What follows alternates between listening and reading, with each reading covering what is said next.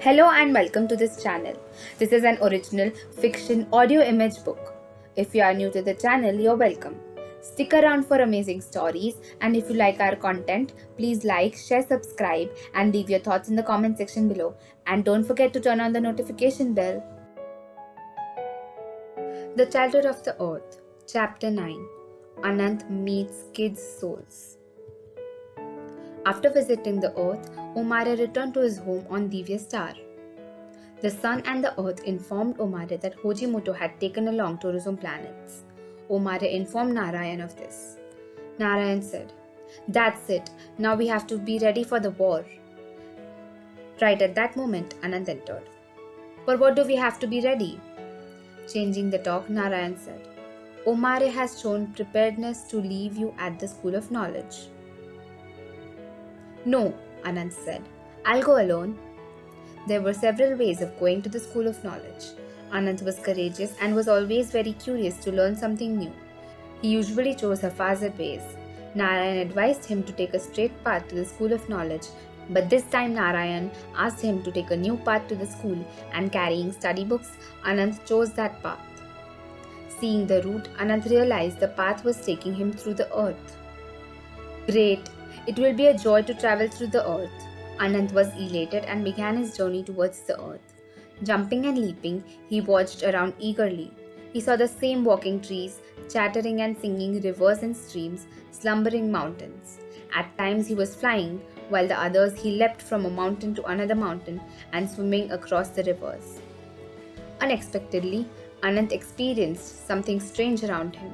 While swimming in the river, he heard bubbling sounds close to him, and bubbles began to appear in the water. But Anant didn't pay any attention to it.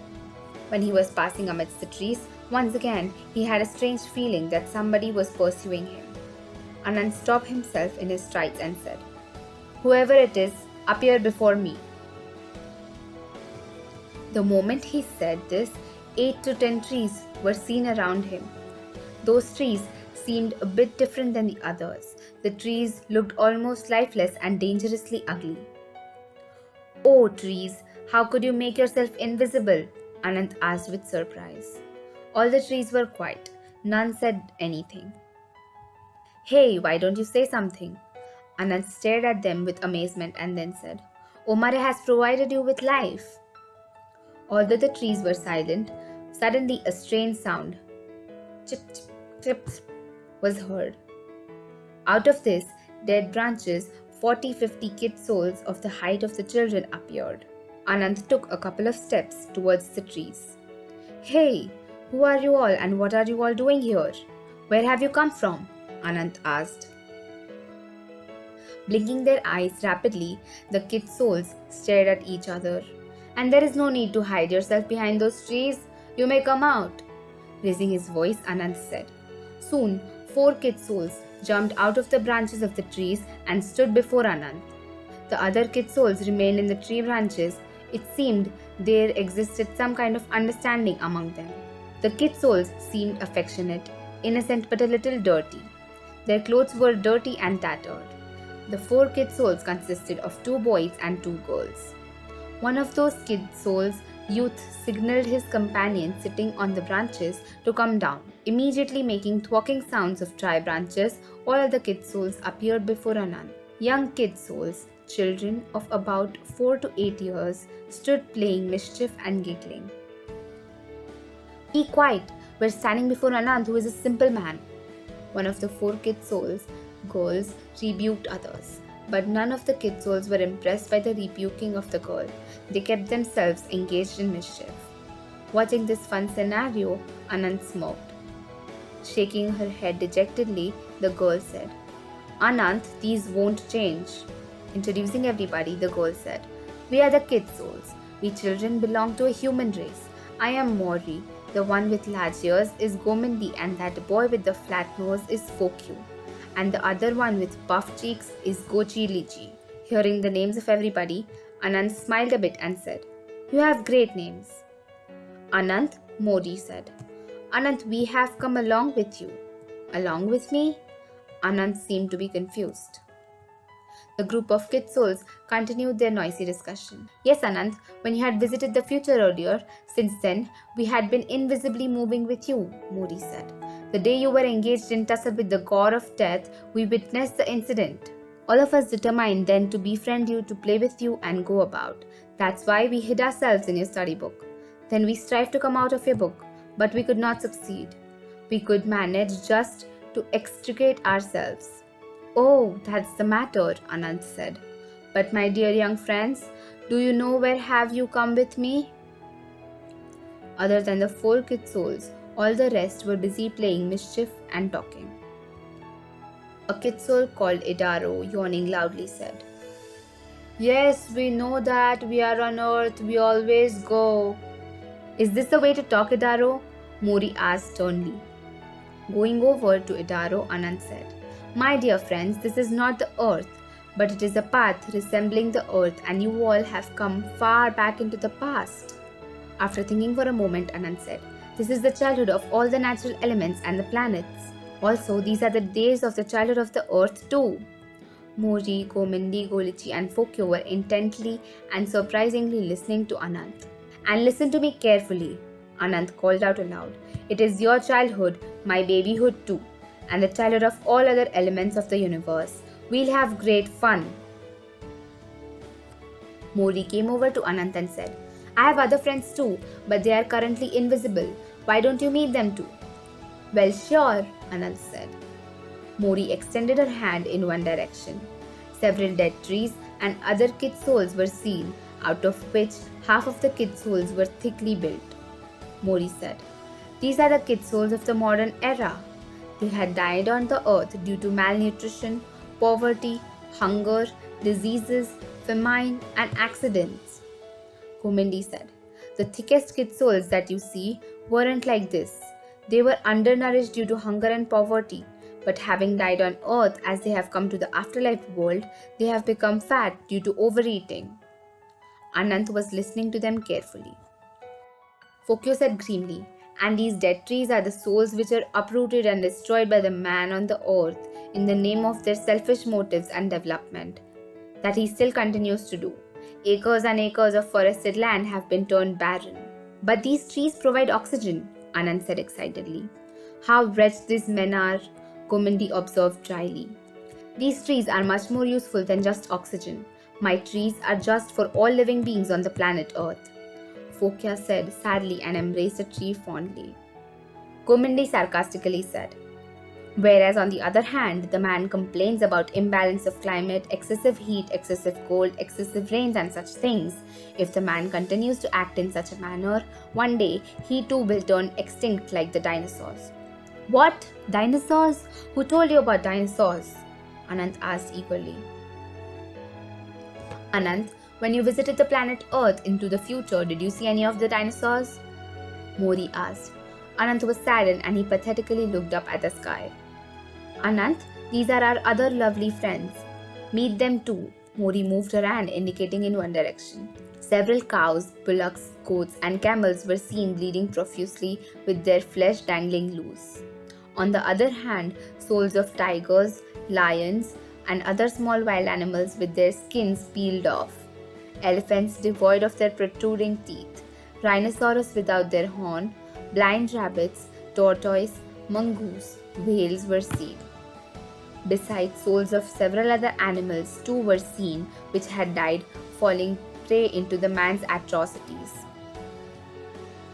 Its souls were seated on large animals jovially, Gochilji said. Anant, all these are the departed souls of those dead animals which were killed by the man for his hobby, hunting, selfishness and eating its flesh. Also, several animals have been killed just for the sake of experiments. Watching all this, Anand's heart was filled with grief. Can't the modern man grow their food on the earth? Gnashing his teeth, Anand asked angrily. Modi said, The man creates immense wealth on the earth, but everything goes waste. The whole of earth is full of fruits, flowers, as well as roots and bulbs.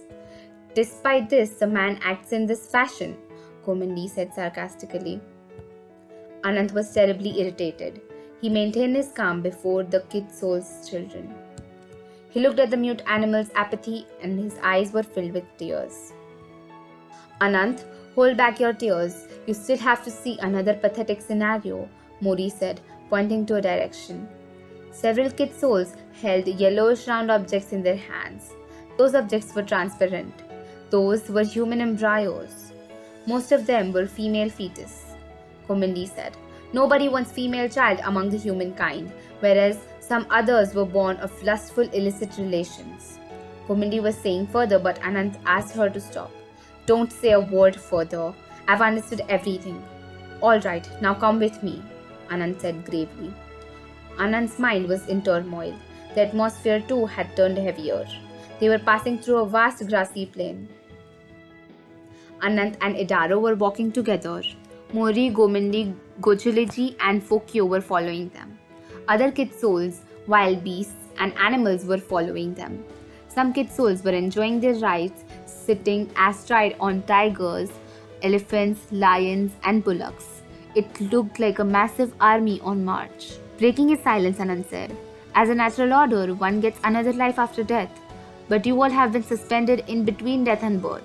Mori said smilingly, out of my experience, I would say that instead of growing up as adults, we would be happy to remain kid souls children. Yes, Anant, Gomindi said enthusiastically. We really have fun playing with the souls of these mute innocent animals.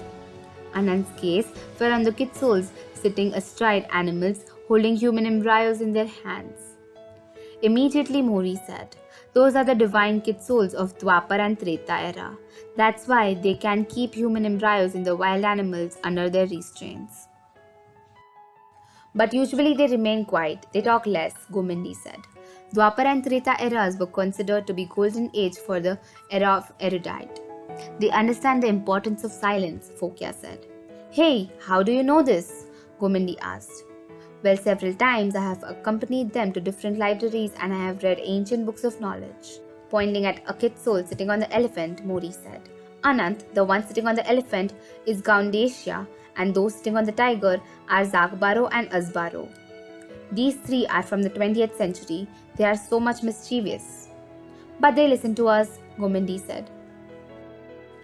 I see. What all mischief do they do? Anant asked, chuckling. Mori said, they swim deep down the depths of the ocean and play in the snows of Himalayas. That's called adventure sports, Anant said. That's all right, Mori said, but going around in the oceans, they create whirlpools in which airplanes and ships get sucked down and vanish in some solitary man from the crowds. When battles are being fought on the earth, they obliterate troops of soldiers. These kids of the modern age play such mischief. Anant chuckled and said, they should not do this, but then thought, I too am like them. Talking like this, they were passing by a very large river. Gochuliji and Fokyu exchanged a disturbed look, then they turned to look at the other kid souls. Everybody seemed disturbed. They were all terribly hungry. Gochuliji signaled Mori to tell Anant that they were hungry. Mori signaled back she would tell them.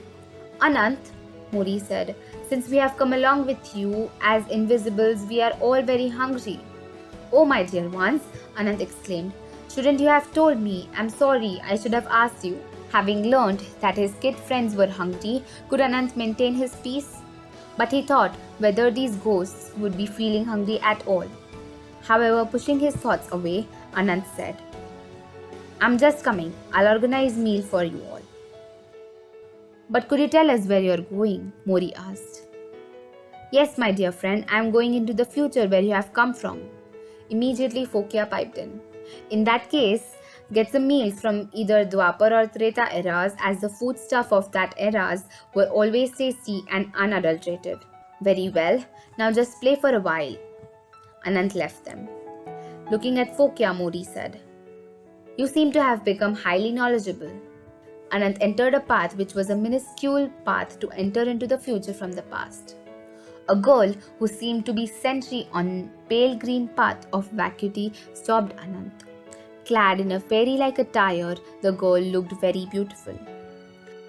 The girl challenged, If you think that with an astral body you will be able to pass through this vacuity path, you are mistaken, and your astral form will vanish into the void of the universe. Politely Anant asked, I couldn't recognize you, O deity.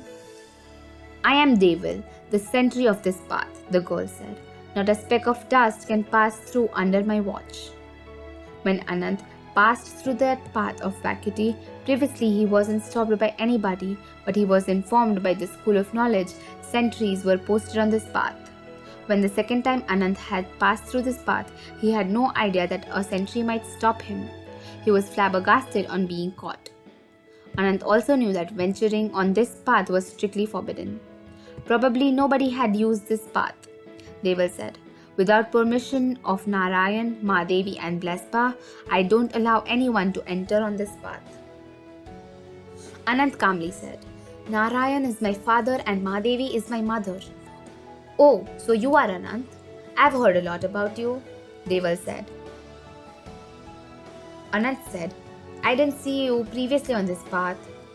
Oh, I see. It means you have traversed this path earlier, Deval said. Anant repented what he just said. Changing the topic, Anant asked, Could you please tell me who told you about me? Deval said, I'm sorry I can't tell you about it, but you seem innocent to me and also I have liked you. That's why I'm letting you go. Besides, you are also the son of Mahadevi. But it's my request not to play any mischief on the way. Very well, thanks, Anant said and moved ahead. When Anant returned carrying the foodstuff in the minuscule form, he did not see Deva on the path of vacuity. Anant was surprised. He wondered where she could be. On the bank of the large river, the kid souls were resting. Anant arrived on the spot. When the kid souls did not find any foodstuff in Anant's hand, they all stared at him hungrily. Anant, what about the food? Anant chuckled and snapped his fingers. Soon, several eatables were laid out on large tables placed under a bunch of trees. Looking at the delectable fare spread out before them, their desire for eating grew. Let's eat, Anant said. All the kid souls settled down to eat. The cattle and the other animals sat down under trees. In the form of souls, they were not eating anything. Mori and her friends sat together. As Anant arrived, Gomindi and Golchiji shuffled to let Anant sit. Some of the kid souls were gulping down the food very quickly, whereas the others were eating much leisurely, relishing their meals. After the meals, Anant and Mori sat with their friends. In the meantime, Idaro arrived there, sitting astride a big turtle. He had a mongoose and 7 to 8 rabbits with him. Idaro held a kid turtle in his hand. Idaro went up to Anant and said, Anant, it wants to say something on behalf of the soul of the animals. Do tell me without any reservation, dear, Anant said. Expressing its inner turmoil, the small turtle said, The mankind acts in a manner as if the earth wasn't meant for us.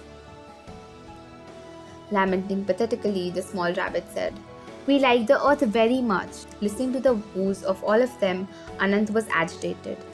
Picking up the small turtle in his hand, he said, Oh my dear innocent souls, don't cry. I will talk to my brother Omarya. He will create another earth for you, where you will be able to live in peace. Will he make the earth exactly like our earth? The mongoose asked naively. Oh yes, an earth very much similar to this earth, Anant said. We will shift the vegetation and the animal world being troubled by the man. That stupid man will place all else in the category of destroyed obliterating genres, Fokya said. Mori and Gochiliji looked at Gomindi as if rebuking him for speaking. Then Fokyo said, And these trees have become rendering services to the mankind for over several years, nay, centuries. Benevolently, they chose not to voice their complaint despite being tortured by the man. In that case, we shall shift the forest too, on the new earth, Anant said. Anant was consoling everybody. Perhaps the task seemed impossible for his capability, but maybe he was able to accomplish all these. Listening to Anant, Mori and Gochiliji were taken aback. In a low tone, Mori asked Gochiliji worryingly, Anant is talking of shifting all these living beings on the earth. Then how the children and our friends on the earth will ever have the joy of all of these? Gochiliji attempted to say something but could not manage to utter a word. He didn't have any words to express his reaction. Both stared at each other, looking confused. They were kid souls, yet they were souls of the human beings. Thank you guys for watching this video. For more videos, you can visit our channel.